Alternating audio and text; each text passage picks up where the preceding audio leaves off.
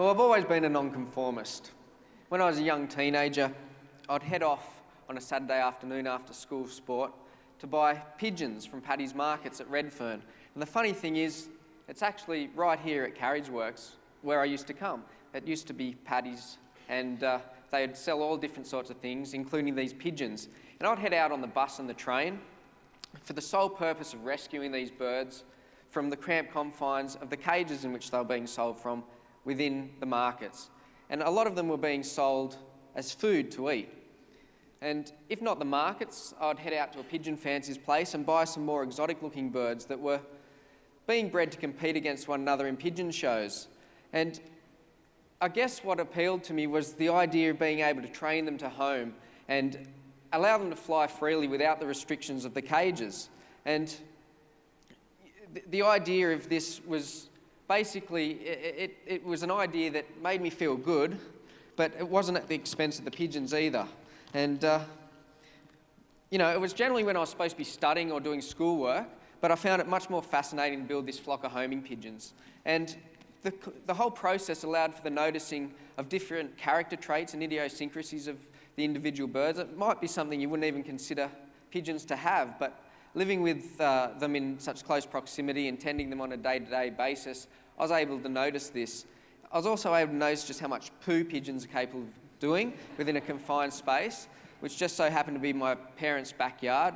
But they were always pretty supportive of my interests, and you know, my dad had kept pigeons in his childhood and then again into his adult life during my childhood, so I guess they'd rubbed off on me.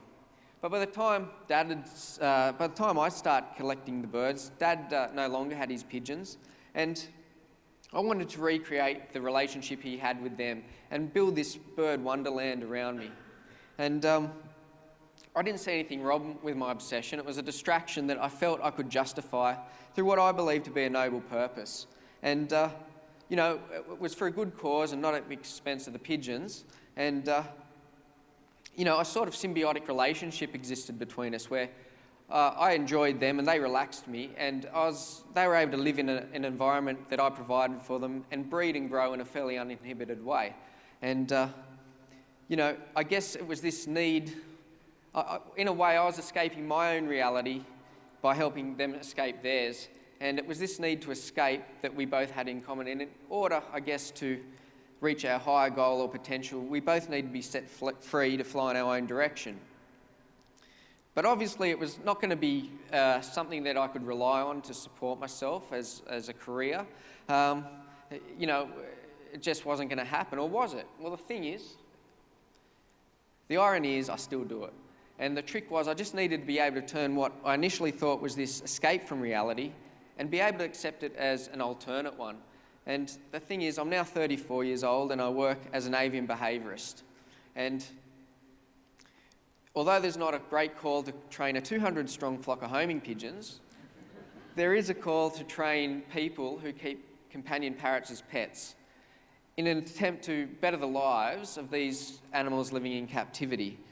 And people will sometimes say to me, you know, when are you going to get a real job, mate? Or is this all you do? But honestly, I couldn't think of anything more real or rewarding than being able to affect the lives of these often misunderstood, highly intelligent creatures that have the potential to live for 80 years or more. You know, birds have helped me find my place in life, and I sort of feel it's my moral obligation to help them where I can. And to this day, I'll go to Bondi Junction, and those pigeons you see hobbling around the streets of Sydney, they've often got toes missing, or sometimes they've only got a stump to walk on. But I'll stop and try and help them and take the string off that's caught around their toes or whatnot, because I feel pigeons have been the roots in what I teach people, and I'll always have a strong admiration and connection to them for that reason. And the area in which I specialise as an avian behaviourist, it's loosely known as free flight, and it's basically training a captive bird or a companion bird to fly freely in an outdoor environment.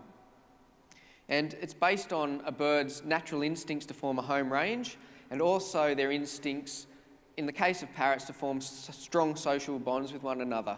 And it generally takes about 3 months to train a bird for free flight, providing I'm training a bird which I consider to be a blank canvas. It takes 1 month to establish a rapport with the bird. The second month, I like to build its confidence up in flying, and I'll do that in an indoor environment initially. And the third month is desensitising it to an outdoor environment in which I intend flying it in. And when I talk about a blank canvas, I mean a bird that hasn't been exposed to unnatural conditioned behaviours that are going to affect its overall, being able to go out and fly in an outdoor environment.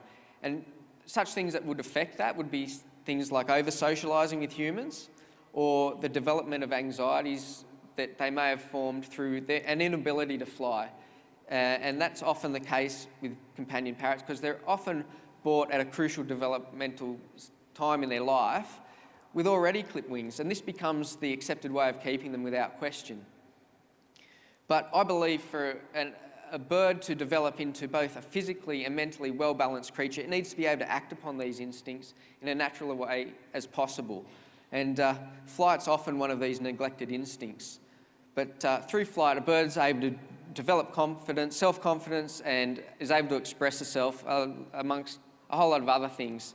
But I like to call free flight, I like to call it thinking outside of the cage, because one, it's exactly that. I'm taking birds outside into an outdoor environment and I'm flying them, and also it challenges the mainstream way of keeping companion parrots. And for me, thinking outside of the cage, it's allowed me to tap into this other dimension of, in a way of keeping birds, because, you know, if I've been able to develop these connections with birds that I would have otherwise not have been able to make if I had gone down the straight and narrow, I suppose. But, you know, it's when birds don't have the ability to access these natural instincts in a natural way that things can often take an irreversible turn for the worst, and they can develop psychological disorders that we often see as inappropriate forms of behaviour, but they're actually appropriate forms of behaviour in response to the inappropriate ways in which we've kept them. Such things as excessive screeching, they may even self-mutilate, which involves pulling all their feathers out. And the other thing they do is aggressive biting. But for that reason, we really need to embrace flight and all the instincts that in essence make up a bird. You know, birds in captivity develop their instincts just as they would if they were in the wild, and it's important to be aware of this and embrace it so that we're not going to cause damage to an animal that we consider to be a companion. I recently finished a job that involved training a communal flock of free flight birds where there were 30 macaws, 15 Eclectus parrots, which now breed in a wild environment and then bring their babies back to the aviary. There's 8 red-tailed black cockatoos, along with 5 yellow-tailed black cockatoos, 2 Amazon parrots, amongst several other species of parrots. And it's a unique situation that's never been done before, and it gives me great satisfaction in knowing I've been able to provide these birds with this lifestyle, and they're able to develop as birds in their own right. You know, they're let out from the aviary first thing in the morning, they return home to roost of an evening. But you know, working with birds in an outdoor environment, it brings me in touch with the natural world, which I find is important in this day and age, and it helps me gain perspective. You know, I need to be in tune with that natural world in order to do what I do. And I need to know of predators in the area, such as birds of prey and their natural food source in that area, and how the birds that I train will be affected once in that area. And I mean, you know, I'd also need to be aware of weather patterns, how they might affect a bird, and I need to be able to do all this as part of the process in assessing the suitability of the environment in which to fly these birds. And I find it very real and sometimes more tangible than what's often considered to be the real world, because it can mean the difference between life and death for these, in the decisions I make for these birds. And I find that very grounding. But you know, I needed to have the confidence to embark on this project and take these calculated risks with these birds that I'd become so attached to. And I mean, these birds had meant a lot to me, and the people that owned these birds also had to have the confidence in me. My time on the project's now ended, but I know the birds still fly free, and I can only hope that the people that own this marvellous collection continue to do the right thing by them. But it's this project that's inspired me to embark on my latest project with Free Flight, and that's the training of a blue and gold macaw named Mango. And Mango's here with us today. So I'd just like to introduce you. Mango. Come on, girl. Come and say hi. Come on, don't be shy. Come on, Mango. Come on. Come on, come have a cookie. Come on, Mango. Come on, Mango. Come on. Good girl, come on. Beautiful. That's the way.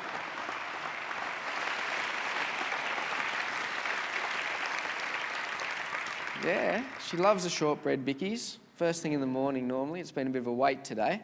But, you know, with Mango, unlike the flock of birds on the property, which I trained, which was a fairly isolated property, I mean, I've trained her in suburbia, and she's a one-off. She's an initial flock member, and I intend getting more when I've saved up enough money, but it's had an effect on her social habits and her inclination to want to socialise with people, which isn't hard to do in suburbia, especially considering we live 2 doors away from the local park. And when Mango flies, apparently the local vets get 20 calls a week saying there's an escaped macaw flying around Bronte. But anyway, yeah.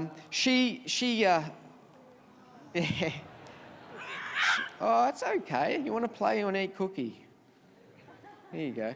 And anyway, so it engages conversation with these people. And Mango's got an innate attraction to kids. And I'm not sure if it's the screams and high-pitched calls, but she's fascinated by them. It could be the fact that the local school kids have a blue and yellow uniform. So she might think they're like a little flock of macaws, but whatever it is, it engages this interaction, and they'll often ask me, you know, has she escaped, and what if you don't get her back? And I get great joy in being able to tell them that, you know, she lives an alternate lifestyle, and, you know, and they love it, but the whole thing is she's living this lifestyle, and I guess when they say to me, has she escaped, I guess in a sense she has escaped. She's escaped sort of a system of preconceived ideas, and in doing so, with a bit of luck, she may have just inspired them into thinking outside of the cage. Anyway, thank you very much.